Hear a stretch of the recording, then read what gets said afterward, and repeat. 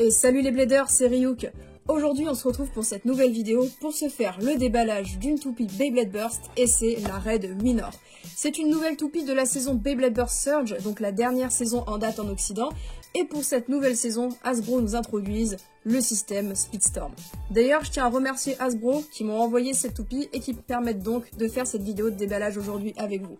Enfin bref, je suis super excitée parce que la Red Luinor, cette toupie, c'est vraiment une toupie que j'apprécie beaucoup dans cette saison et il me tarde de la déballer. Enfin bref, ce pack est donc un starter, donc on retrouve un lanceur et une toupie, donc ça c'est cool pour bien commencer. On le voit à son look, cette toupie est très agressive, c'est en effet une toupie de type attaque. Et si on retourne la boîte, on s'aperçoit avec les stats et l'explication du gimmick que ouais, c'est vraiment une toupie typée attaque. Donc on retrouve son layer en deux parties, enfin sa couche d'énergie du coup, avec un ring et une chip qui sont amovibles et qui peuvent être interchangés avec d'autres toupies. On a le disque ici et le driver, la pointe de performance, qui possède une partie en métal et ça c'est la nouvelle spécificité de certains drivers Speedstorm qui sont vraiment cool. J'ai eu l'occasion d'en déballer auparavant et je les aime beaucoup. Enfin bref, trêve de blabla, on va s'ouvrir tout ça. Et voilà les bladers, la boîte est déballée. Donc je vais d'abord commencer par la notice, donc rien de bien fifou si vous êtes adepte déjà des notices de la licence Beyblade. Ça explique en gros comment assembler la toupie avec ses divers éléments. Et ça explique comment la lancer et comment la jouer. Donc ça va. On va dire que c'est acquis. Ensuite, là, on a une autre notice qui nous parle essentiellement de l'application Beyblade Burst, hein, le jeu sur smartphone, etc. Voilà, donc maintenant le lanceur. Donc il s'agit d'un lanceur tout à fait classique comme on a l'habitude de les voir dans les starters Hasbro depuis le début de Beyblade Burst en fait. Et là plus spécialement depuis Beyblade Burst Evolution puisqu'en fait c'est un lanceur LR. Donc si vous mettez la crémaillère dans ce sens-là, c'est pour les toupies à rotation droite. Et dans ce sens-là, c'est pour les toupies à rotation gauche. Et ça nous arrange parce que Luinor est une toupie à rotation gauche, donc on va le laisser comme ça. D'ailleurs, il y en a certains parmi vous dans mes commentaires qui ont déjà fait la réflexion de, contrairement aux lanceurs des anciennes saisons, on ne peut pas les clipser les uns derrière les autres. Alors c'est vrai, puisque au niveau de l'arrière du lanceur, là, il n'y a pas le truc pour en rajouter un autre derrière. En revanche, on voit que devant, il y a les petites encoches. Donc je pense en revanche qu'on pourra mettre un lanceur d'une des précédentes saisons dessus, mais pas forcément derrière, si vous voyez ce que je veux dire. Voilà, donc ça, c'était pour la partie lanceur. Ensuite, la toupie. Voici la couche d'énergie, donc Red Luinor.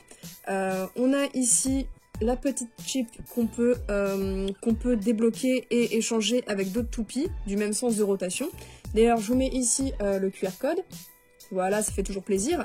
Et j'ai remarqué sur ma Roctavor, en fait, que en essayant d'enlever une fois la chip, j'avais un peu endommagé les côtés ici. Donc faut faire gaffe parce que c'est assez dur à enlever. Faut bien pousser. Et en fait, les côtés ici de la pièce peuvent être assez fragiles et s'enlever rapidement. Ce qui fait que ça cause un petit peu de jeu et c'est dommage. Donc voilà. Ça reprend la tête de dragon de Luinor qu'on a l'habitude de voir. Je vous remets le QR code au cas où. Avec les pentes qui vont servir au système de vissage. Et ici, on a la pièce maîtresse du layer, donc qui va causer toute sa force d'agressivité. Et là, on voit, on a ces grosses têtes de dragon avec des lames qui ont des inclinaisons vraiment très diverses qui tapent vraiment fort. Sur la version Takara Tomy, ici, c'est du métal.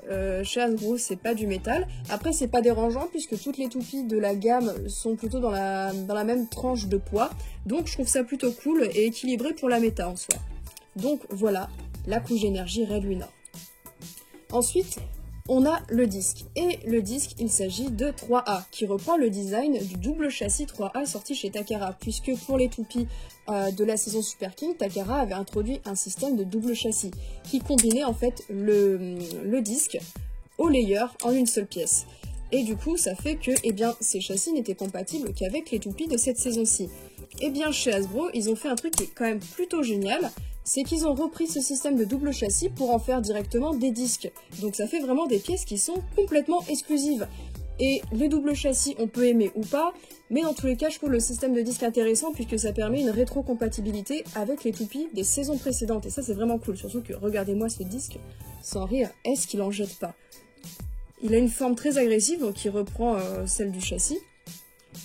Et je pense qu'on pourra pas mal l'utiliser en attaque. Franchement, j'adore ce côté bimatière, métal, plastique. Ça rend joli de base sur une pièce. Et techniquement, ça peut valoir le coup également. Et pour finir, le driver. Donc c'est Destroyer, il me semble, Speedstorm Metal. Donc petit point sur les drivers Speedstorm. Il existe dans la gamme Speedstorm des drivers avec du métal comme ceux-ci, et comme ceux qu'on peut retrouver par exemple aussi sur la Rock Tavor, et des drivers Speedstorm sans métal. Donc voilà, sachez qu'il y a les deux au sein de cette gamme-là. Moi je préfère les drivers Speedstorm Metal, puisque pour avoir eu l'occasion de les tester, ils rajoutent vraiment techniquement quelque chose d'intéressant à la toupie. La toupie est forcément plus lourde et ses trajectoires sont plus appuyées. Il y a moins de déséquilibre au niveau du bas de la toupie et c'est super intéressant. Moi qui adore ce driver là de base, je pense que je vais bien m'amuser à pouvoir le tester. Et sachez aussi que du coup les drivers Speedstorm sont plus hauts. Donc là vous voyez, j'ai la version classique du driver Destroy qui était disponible sur la Nightmare Lunar de la saison Beyblade Burst Evolution, donc System Switch Strike. Et on voit quand même que niveau hauteur, eh ben c'est pas pareil, ceux-là sont quand même plus hauts. Parce qu'ils vont venir aussi interagir avec un stadium qui est quand même assez pentu. Vous vous rappelez peut-être du système Hypersphère qui avait des stadiums très creux avec des drivers très larges et très hauts. Eh bien Speedstorm c'est un peu sur le même délire avec des pentes dans les stadiums moins creuses.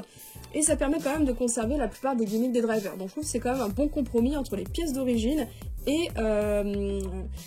comment dire, l'ajout d'un nouveau système en fait. Donc j'ai monté la toupie. C'est une rotation gauche, donc... Ah ouais, elle est quand même assez serrée au niveau du vissage, hein. Sans vous mentir, elle est vraiment assez serrée. Waouh, franchement, je suis agréablement surprise. Donc voilà, Red Lunar, avec du coup le disque et le driver. Et en comparaison, je vous mets juste la Takara à côté, quoi. Voilà, donc on se retrouve du coup avec un disque qui est moins large que le châssis. C'est pas dérangeant. Moi, comme je dis, ça fait toujours plus de pièces. Et franchement, je pense que cette Red Lunar, elle peut bien se débrouiller dans un stadium Speedstorm. Du coup, on va se tester ça tout de suite. C'est parti, on va donc procéder au test de Red Lunar. D'abord toute seule dans le stadium, puis après, on la fera s'affronter avec un sérieux adversaire. Hyper vitesse. Alors, voyons voir ce que ça donne. Eh bien, le mouvement est vraiment sympa. Un petit mouvement quand même assez rapide au centre du stadium et des petites accélérations quand elle passe sur les côtés. Je pense qu'en battle, ça peut donner des trucs vraiment sympas.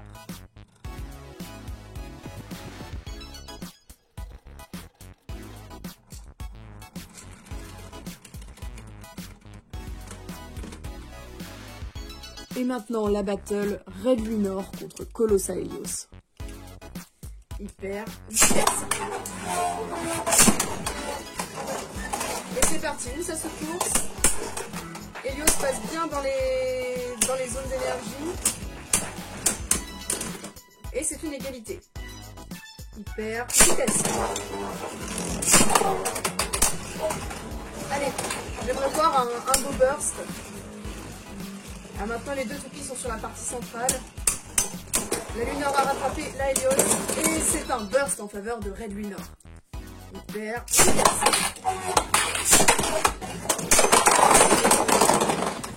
Ouh, c'était violent là, cet impact dès le début du match qui a fait voler les pièces de la Helios. Hyper vitesse. Et c'est parti. Est-ce que la tendance va s'inverser cette fois-ci? La Helios passe au centre, mais la Lunar l'esquive et ça se retape.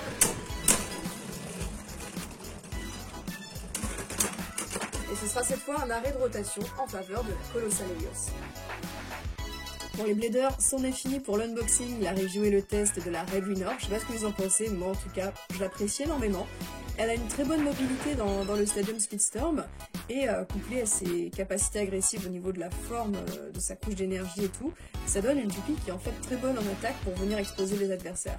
Donc voilà, moi qui suis fan des types attaques, celle-là ce serait vraiment la toupie je pense que j'utiliserai en combo stock pour ça. Voilà, n'hésitez pas à donner votre avis en commentaire, j'espère que vous avez apprécié la vidéo et c'était Rio et je vous dis à plus.